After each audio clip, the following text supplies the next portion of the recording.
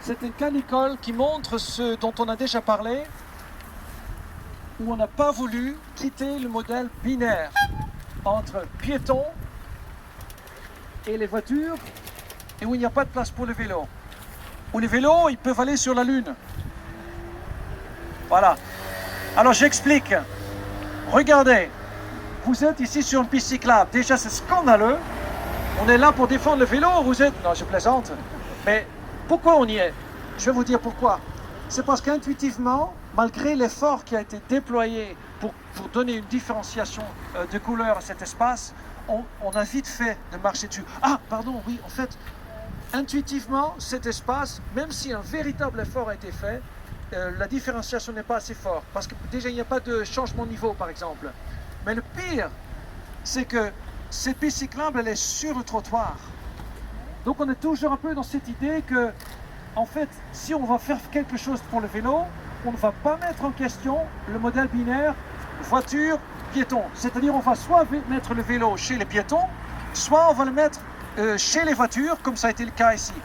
Alors ça a été fait ici sur le trottoir, parce que vous voyez, on est mélangé avec les piétons, et ici, exactement, et ici ça a été fait également parce que vous voyez juste le pictogramme.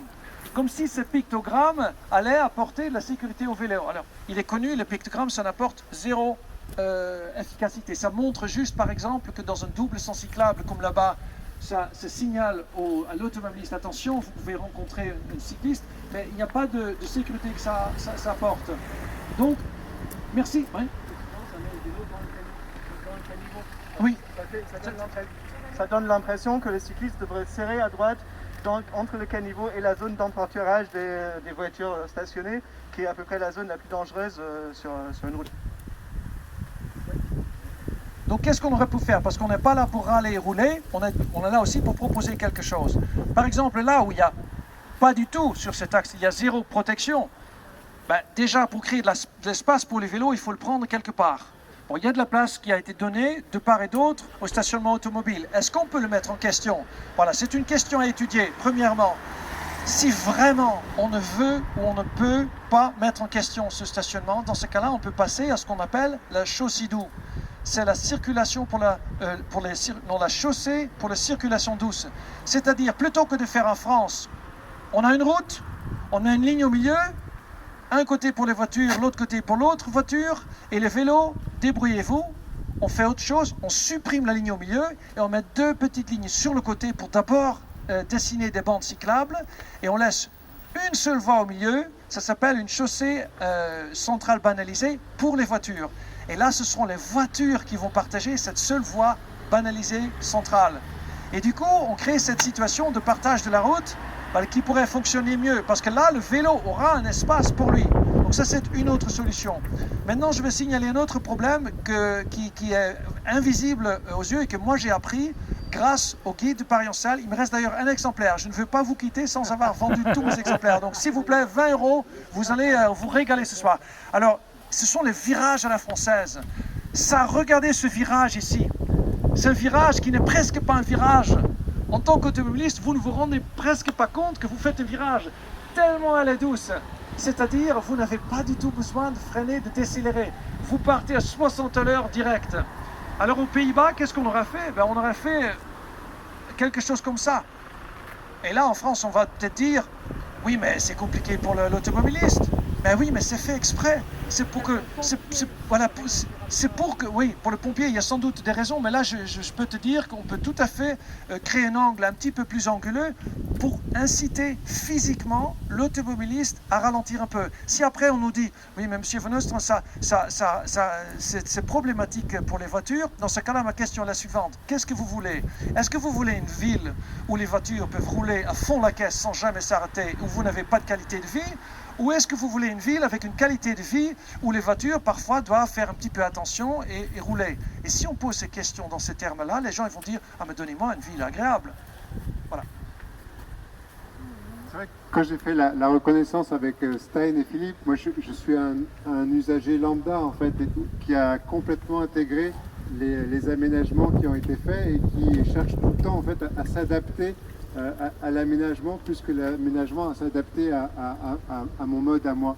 Et c'est vrai qu'avec ce regard qu'en Stein et Philippe, on a une autre lecture des aménagements cyclables. Est-ce que c'est quelque chose que vous partagez également? C'est-à-dire que, est-ce que vous êtes d'accord avec Stein? Vous pensez qu'il en... Ah, même avec un micro, on peut pas parler.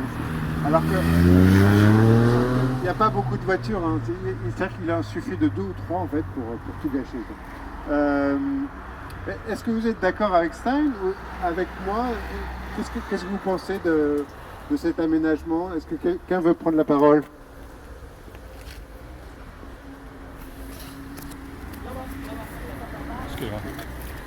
Bonjour, moi c'est sur le Chaussidou qui me triture un petit peu, parce que j'ai l'impression que c'est quand même un petit peu la solution pour rien faire d'autre, mettre un peu de peinture. Et notamment quand il y a du stationnement, je trouve ça extrêmement dangereux. Et donc là, je suis étonnée que vous proposiez cette solution qui pour moi est la solution très simple pour dire on a fait quelque chose. Et c'est presque pire qu'avant, parce que les 2 bandes vont être le long du stationnement. Si un vélo, s'il y a une voiture qui ouvre sa portière, il doit être sur le milieu de la chaussée et il se retrouve avec des voitures qui arrivent dans les 2 sens.